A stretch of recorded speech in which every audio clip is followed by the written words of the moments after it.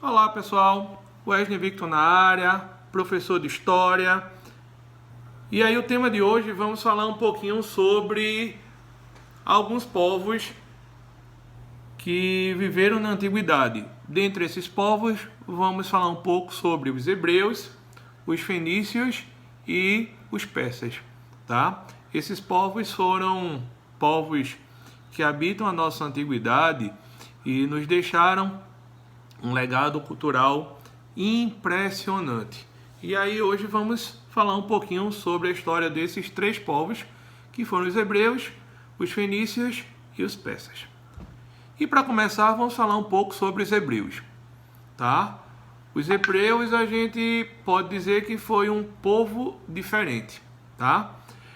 Por que um povo diferente? Porque a gente pode buscar a história dos hebreus lá na cidade de Ur, na Mesopotâmia, tá? Abraão, ele é o primeiro patriarca, ele vai sair lá da cidade de Ur, na Mesopotâmia, e vai para uma terra chamada de Canaã ou Palestina, tá?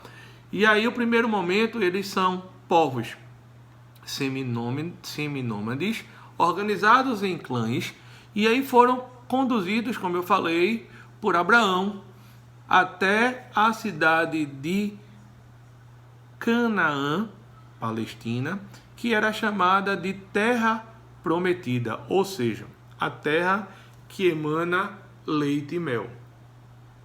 Chegando na Palestina, nessa Terra Prometida, era uma região formada por uma pequena porção de terra, férteis, por isso que tem esse nome de terra que emana leite e mel, a costa do mar Mediterrâneo e as margens do rio Jordão.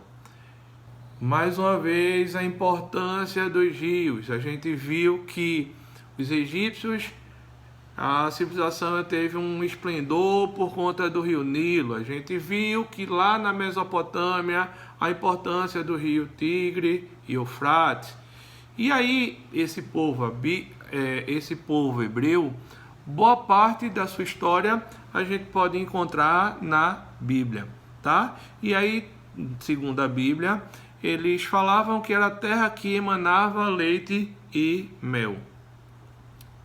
Bom, e aí eles vão viver, esses hebreus vão ficar um bom tempo lá nessa terra que emana leite e mel, só que vai ocorrer um momento de seca, e aí o povo vai fugir em direção ao Egito.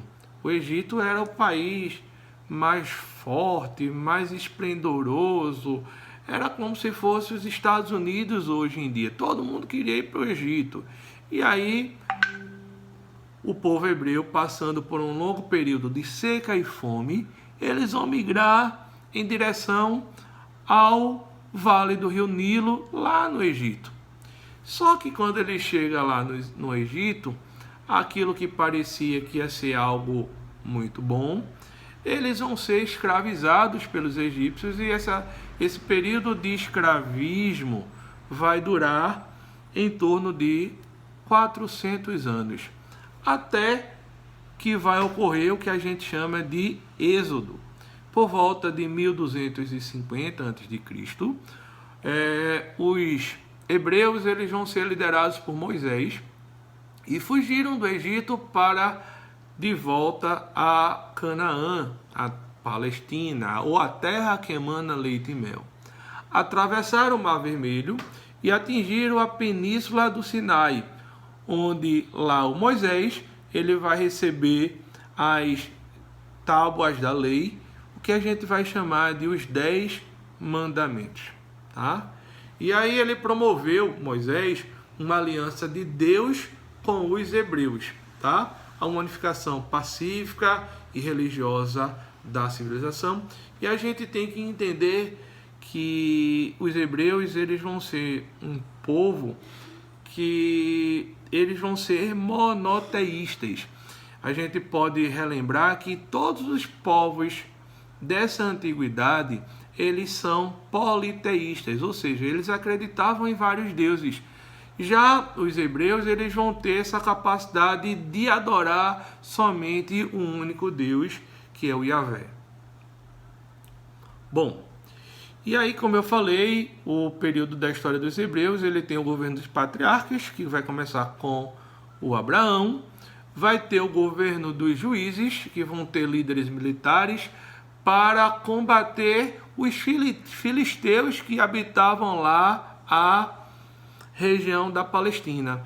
E aí esses juízes vão ser o Gideão, o Sansão, o Samuel.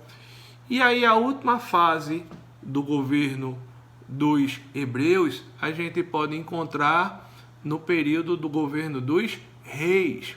E aí esses reis vão ser geridos por Saul, por Davi e por Salomão, tá? Saul vai governar em 1225 a.C. Davi, o seu período de governo vai ser em 1100 a.C. até 970.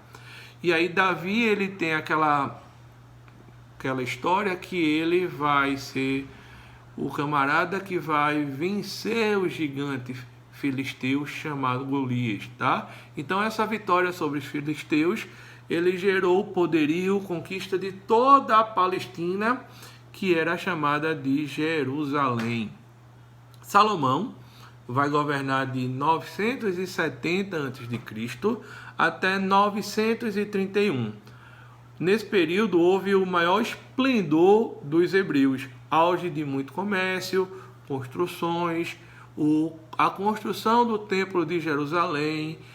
Esse templo era uma forma de grandiosidade, porém havia também altos impostos e alguns descontentamentos. Em 931 a.C. vai haver o cisma, que vai ser a separação. 10 tribos do norte com Jeroboão, isso ocorre após a morte de Salomão, reino de Israel, e 2 tribos ao sul com o Roboão, com o reino de Judá. E essa divisão em 12 tribos, 10 ao norte e 2 ao sul, vai gerar o enfraquecimento dos hebreus. E aí, consequentemente, o povo vai ser disperso. E esse processo de dispersão a gente vai chamar de diáspora, tá?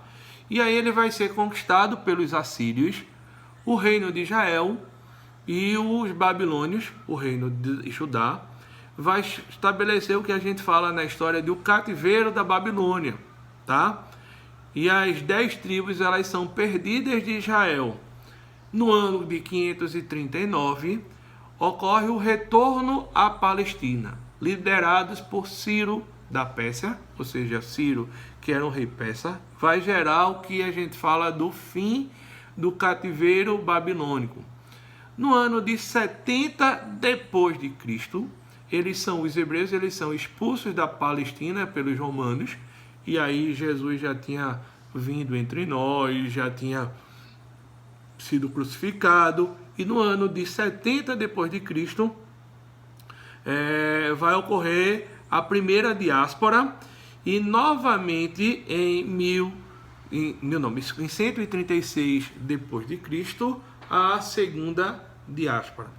E aí a gente pode perceber, como eu já falei, o maior legado cultural dos hebreus a gente estabelece no monoteísmo, base das 3 maiores religiões que existem no mundo e que são monoteístas. A gente pode falar os judeus, o judaísmo, que é monoteísta, os cristãos, o cristianismo, que também é monoteísta, e o islamismo, que também acredita lá no profeta Maomé, ou seja, o Deus do islamismo é o Alá, e o seu profeta, eles não acreditam obviamente em Jesus Cristo, eles acreditam como o profeta a figura do Maomé. E aí em 1947, a Organização das Nações Unidas, ela vai criar o Estado Judeu da Palestina. em 1948, declarou a sua independência, fundando o que hoje a gente estabelece como o atual Estado de Israel. Com isso, concluímos os Hebreus, e aí na próxima aula vamos falar um pouquinho sobre os fenícios e os persas. Forte abraço, fique em casa, fique com Deus e até a próxima aula.